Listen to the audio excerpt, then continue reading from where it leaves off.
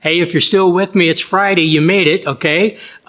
We've dealt with a long week of dealing with change. Sometimes, though, change can come at us rapidly. And, it at times feels like you're driving down a highway and all the signs are coming at you. It seems like they're so fast. Really, you're traveling so fast as well. And before you can read them, they're gone. And sometimes that's what it feels like in dealing with change. Is we barely get our bearings and it feels like we've got to get our feet under us again. So how can we deal with changes in life? The fact is that just as spiritual growth is a process and developing godly character is a process, as we've talked about for the last couple of weeks, so dealing with change can also be a process. It's something that we need to work through and we need to get better at. And so today, I want us to think about 7 steps because it's always fun to do 7 steps on something or other.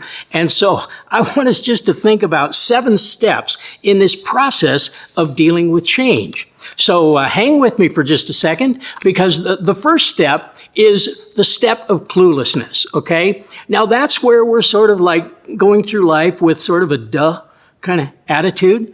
And we're not aware that there's any need for a change. And if somebody even brought it up, we would resist any idea like that. And we're not really willing to consider change.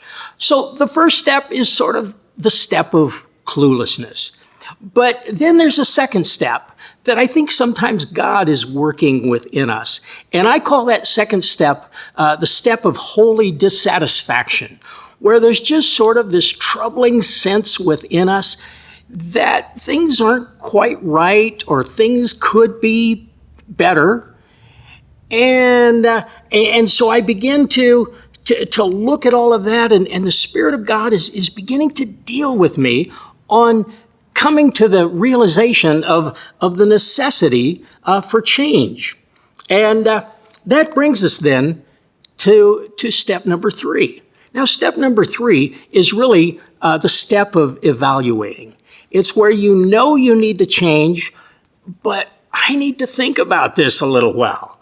And, it's important that if things are going to change, you take an honest look at them. There may be some negative consequences of change. There may be some positive things that are going to happen with change. And so you want to make sure that the changes that you're making are going to lead to some positive final results in your life.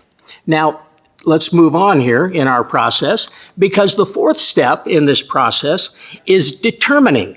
And determining is really an act of the will. In a way, we're kind of moving through the human soul. We move from desiring change, which is really an act of the soul in terms of the heart desiring.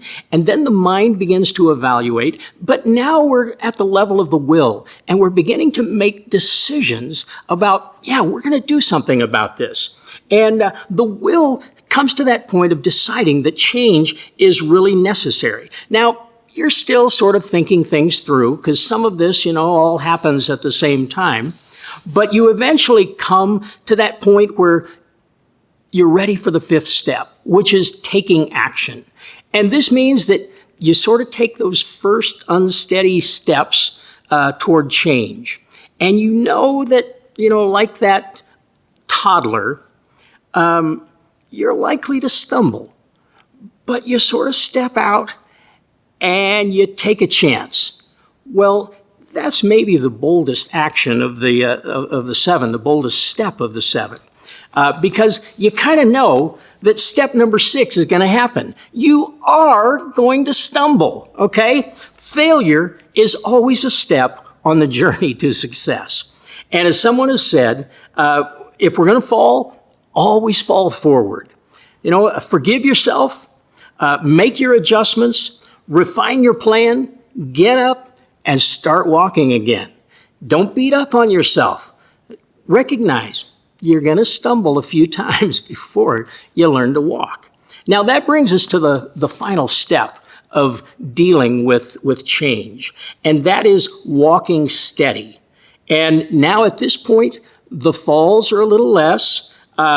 There are fewer bruises on your body and on your psyche and your soul. And you're walking now in the new changes that you've made in your life. And you start to feel good, and it starts to feel right, and it begins to feel even normal. It's like, I was meant for this. Now, before you get too proud, okay, or too arrogant, let me remind you that we're all imperfect, okay? We are all fallen, we're all broken, and, at this point, just when you think you've got it all together, God may show you a new issue that you need to change in your life. And guess what? Begin the process all over again and let God work through all of those changes that He brings to your attention. And little by little, He will be reshaping you to reflect His glory. So those are some thoughts about change this week. And I hope you'll be bold in looking at the changes in your own life, looking at the changes that are all around us, and feeling confident that God is the God of change and He can handle it all. Anyway, have a good weekend. Bye for now. God bless.